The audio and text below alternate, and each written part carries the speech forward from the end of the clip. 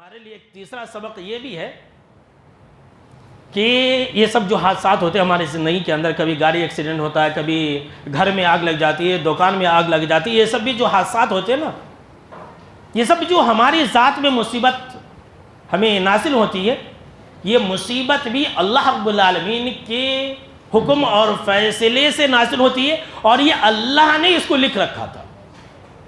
کسی انسان کے کرنے سے ایسا نہیں ہوتا۔ جی ہاں، سن لیجئے، بس وہ ایک ذریعہ ہے۔ یہ آسمان جو ہم اور آپ دیکھ رہے ہیں نا، یہ جو زمین دیکھ رہے ہیں نا، اس آسمان اور اس زمین کے پیدائش سے بہت پہلے اللہ نے ہر چیز کو لکھ دیا تھا۔ اللہ اکبر۔ اب اس میں حکومت کی کیا غلطی ہے بولیے؟ اللہ نے لکھ دیا تھا نا۔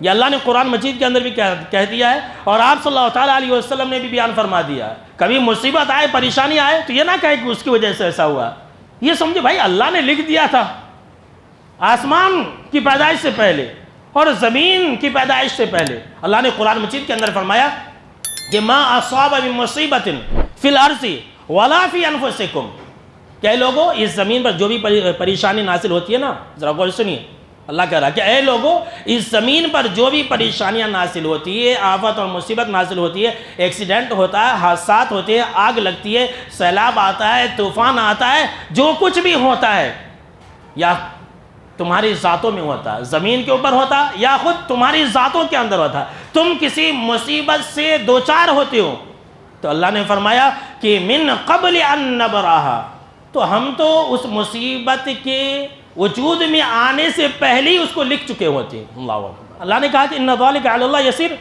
بھائی اللہ پر یہ بہت آسان ہے۔ اللہ اکبر۔ اللہ پر یہ بہت آسان ہے۔ اللہ نے کسی بھی مصیبت کے نازل ہونے سے پہلے اس کو لکھ دیا ہے لوح محفوظ کے اندر۔ کب لکھا ہے؟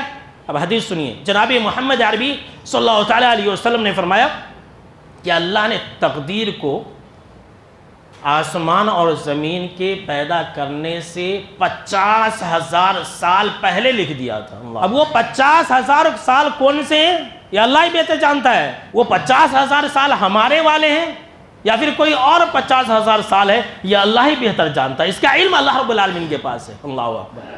اور ایک دوسری حدیث کے اندر ہے، جناب محمد عربی صلی اللہ تعالیٰ علیہ وسلم نے فرمایا کہ اللہ نے سب سے پہلے قلم کو پیدا کیا۔ جی ہاں، سن لیجئے، لوگ جھوٹ بولتے رہتے ہیں کہ اللہ نے پہلے اس کو پیدا کیا، اللہ نے پہلے اس کو پیدا کیا، ایسا بولتے رہتے ہیں۔